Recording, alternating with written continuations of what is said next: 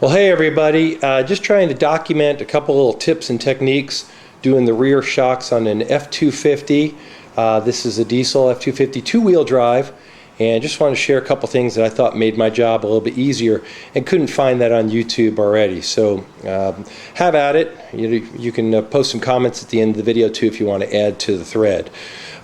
Basically, the nuts that you're going to be working with and bolts on the job are all 18 millimeter, which I thought was amusing because my set jumped from 17 to 19, so went out and bought the 18 millimeter tools. I shot the nuts 2 days ago with WD-40. The truck is 10 years old, but it lives a pampered life, so there wasn't a lot of corrosion on the bolts anyway, and I found it real easy to break the nuts with the breaker bar that I bought, and that was not a big deal. Use a rubber mallet to tap the shock in place. We're putting Bilstein shocks on this truck. A friend of mine recommended them, so looking forward to having those on there. When you get into it, there is a through bolt on the bottom of the shock right here, and that is 18 millimeter on both sides. It'll break easily on one side with a socket wrench, but then the bolt will start to turn, so you'll need both there. And then up at the top of the shock, you bear with me as I move the light there.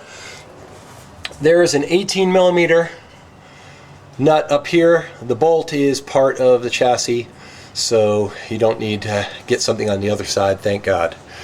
So taking the shock off was not a big deal. Removing the nuts, took a rubber mallet to it, knocked the top loose after the bottom came out, and that was no big deal. Putting the new one on was kind of why I was sharing this. One of the first tips I'd recommend is get rid of the spare tire. I have the spare tire right here, and that eats up a lot of room where you get your arm in. So I removed the spare tire, made the job a lot easier. Here's the Bilstein that I did install already. What I did was up top, I put a little anti-seize on the bolt, and then I started working it with a rubber mallet. What happens though is that bolt comes through the center of the rubber grommet, and if you get shocked you'll know what I'm talking about, and what happens is you end up banging on the bolt instead of banging the shock into place, and it's a really tight fit.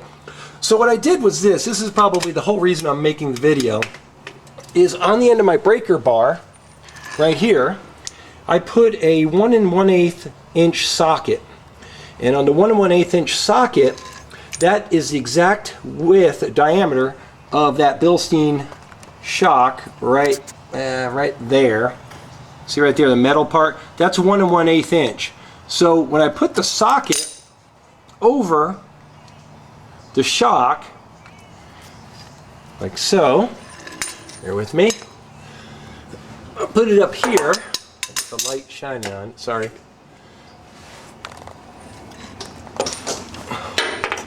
So when you put the socket like that on the shock, now you can bang the end of the beater bar here, and that'll drive the shock onto the bolt, and you won't be hurting the rubber grommet. Just go bang, bang, bang, get it in place, then put that 18 millimeter nut back on, and then you swing the shock forward into the mount that you're going to put it in.